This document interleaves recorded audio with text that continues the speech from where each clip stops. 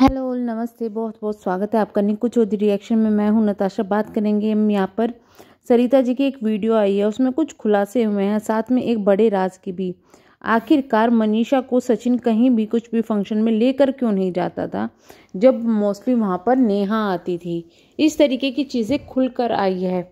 अभी जो चीज़ें आ रही है उसके बाद मैं यही कहना चाहूँगी कि भैया, जिन लोगों को सचिन अभी भी सुधरा हुआ लग रहा है, माफ़ी मांग ली तो बहुत महान इंसान लग रहा है, तो वो अपनी आंखें जरा खोल के देखो कि भैया इस आदमी ने इतने कर्मकांड किए हुए ना कि एक नहीं 1000 बार भी माफ़ी मांग ले तब भी इसकी माफियों का कोई सोल्यूशन नहीं है। और जिस लड़की के साथ इसने बुरा किया है यानी कि मनीषा, वो खुद ही इसको माफ़ करने के लिए तैयार नहीं है, तो पब्लिक और रिएक्शन वाले इसको क्यों माफ़ करे। हम तो यही कहेंगे, लप्पू के चक्कर में 2 घर बर्बाद हो गए। लप्पू और जगत दीदी के चक्कर में फिलहाल यहाँ 2 घर बर्बाद हो रहे हैं, एक तो खुद जगत दीदी का और एक लप्पू जी का।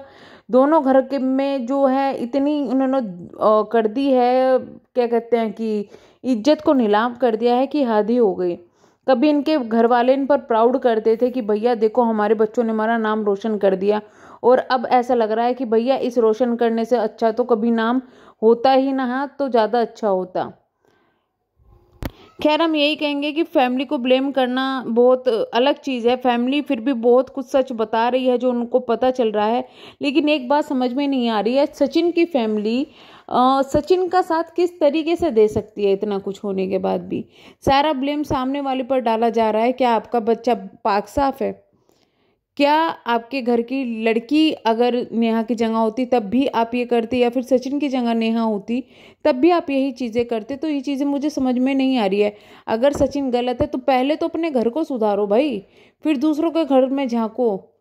यहाँ पर नेहा का पक्ष अब तक क्यों नहीं आ रहा है, ये भी एक बड़ा सवाल उठ रहा है। वो जो नेहा जो हर बात पे चिल्लाकर एकदम आती थी, एकदम लाइव आना शुरू हो जाती थी, वो नेहा शांत क्यों है? और साथ में इसके बाद में जो क्रिएटर जो राज खोल रहे हैं, उसके बाद में बहुत सारी चीज़ें समझ में आ जाएगी। सरिता जेठू जी का मैंने वीडियो देखा, उनकी वीडियो देखने के बाद में यही पता चला कि नेहा और सचिन बराबर के जिम्मेदार हैं ये सब चीज़ें जो हुई है। और जो मनीषा है उसके लिए एक इमेज बना दी गई थी कि भाई इसको तो पहले से सब पता था, लेकिन फिर भी इसने खुली छूट दे दी थी। तो वो चीज़ें भी आज क्लियर हो चुकी है कि नेहा को, जो मनीषा है, उनको भी इस तरीके से पागल बनाया जा रहा था जिस तरीके से पब्लिक को बनाया जा रहा था। भाई बहन का रिश्ता दिखा दिखा के जो पागल बनाया जा रहा था, वही चीज़ें अब यहाँ पर खुलकर आ रही है। और इतना ज़्यादा दबाव दे दिया गया था इस लड़की पर, मनीषा पर, कि ये सच जानते हुए भी ये समझ नहीं पा रही थी कि इसकी लाइफ में चल क्या रहा है। सास का साथ मिला, फैमिली का साथ मिला, लेकिन फिर भी ये कुछ कदम क्यों नहीं उठा पाई।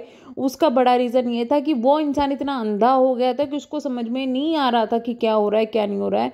और ये जादू टोना वगैरह की वजह से कुछ नहीं हुआ। अगले बंदे को वो पसंद थी इसलिए उससे अटैच था, तो ये ड्रामा, ये जादू टोना कर दिया, कुछ खिला पिला दिया।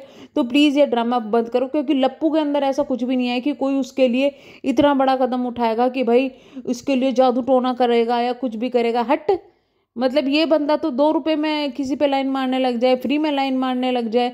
जरा सी किसी ने लाइन दी, ये फिसल गया।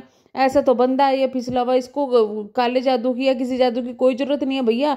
अगला बंदे का वही गाना है, मैं गिरा हुआ बंदा नीच बलिए, वो गाना इस बंदे पे फिट बैठता है। तो मैं तो इस बंदे का कभी भी साथ नहीं दूंगी। जो लोग कह रहे हैं ना कि उसने कम से कम माफ़ी तो मांगी, नेहा तो वो चीज़ एक्सेप्ट करने के लिए तैयार ही नहीं है।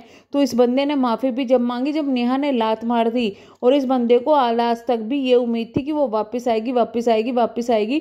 उसको ब्लैकमेल ये कर रहा था, और इसने ये अभी भी ये सोचा है कि मैं ब्लैकमेल करूंगा और ये एक वीडियो डालूंगा, वो दोबारा से मुझे कॉल करेगी जान जान करके।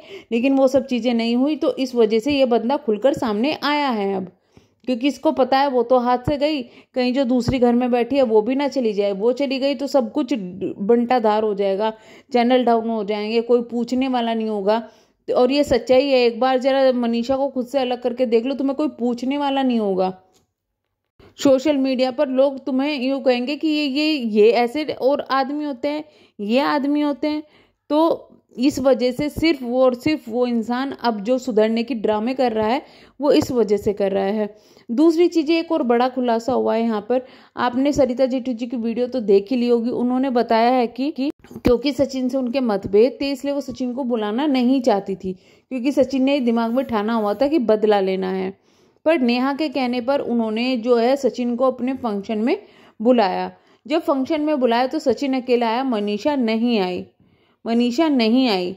और जो चीज़ें थी वो सब चीज़ें आपने देख ही ली होंगी कि किस तरीके से यानी कि पूरी पब्लिक जो इनकी भी आसपास के लोग तो सबको पता था कि भाई इनका कुछ चल रहा है, लेकिन कोई हिम्मत नहीं दिखा पाता था, क्योंकि भाई पता था कि अगर कुछ बोल भी दिया इनके बारे में पहले तो पब्लिक ही यकीन नहीं करेगी, दूसरा अगर इन्होंने ड्रामे शुरू कर दिए, क्योंकि देख सकते हैं आपकी सरिता जेठू जी के पीछे कितनी बुरी तरीके से ये लोग पड़े थे, क्या उनकी हालत कर दी थी। तो उसी चीज के डर से लोग बोल नहीं रहे थे इनका जो भी चल रहा था, लेकिन पता सबको था। और इस बंदे ने एक बड़ा गेम खेला है। सरिता जेठू जी की जो वीडियो है उसके नीचे सचिन की बहन का कमेंट आया हुआ है, उस कमेंट को मैं यहाँ पे लगा देती हूँ।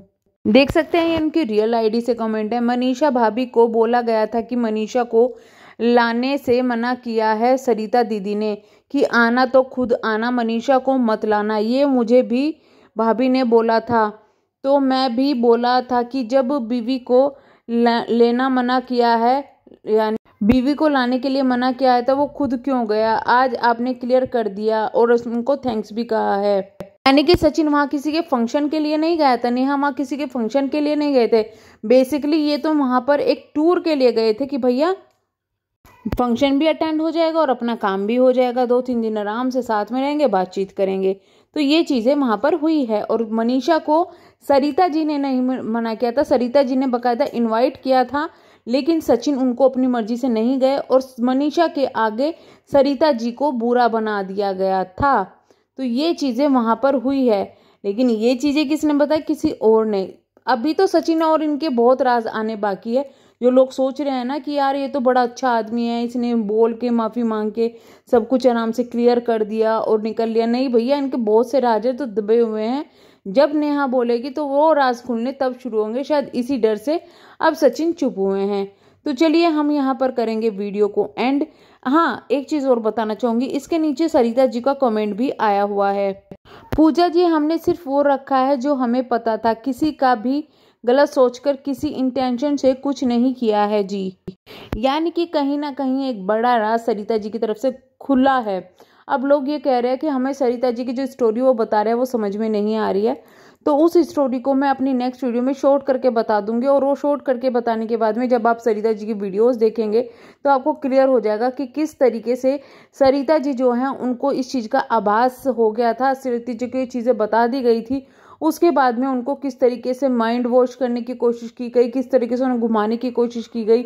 और पलटा इतना भारी उनका था, लेकिन उनको घुमा दिया गया है, इमोशनली उनको कर दिया गया है। और उसके बाद में उनके साथ जो हुआ है सोशल मीडिया पर वो सब ने देखा है, तो वो चीज़ें ही वो यहाँ पर क्लियर कर रही है। साथ में उनके ऊपर काफ़ी सारे एलिगेशंस लगे थे, उनको भी वो अपनी वीडियोज़ में क्लियर कर रही हैं।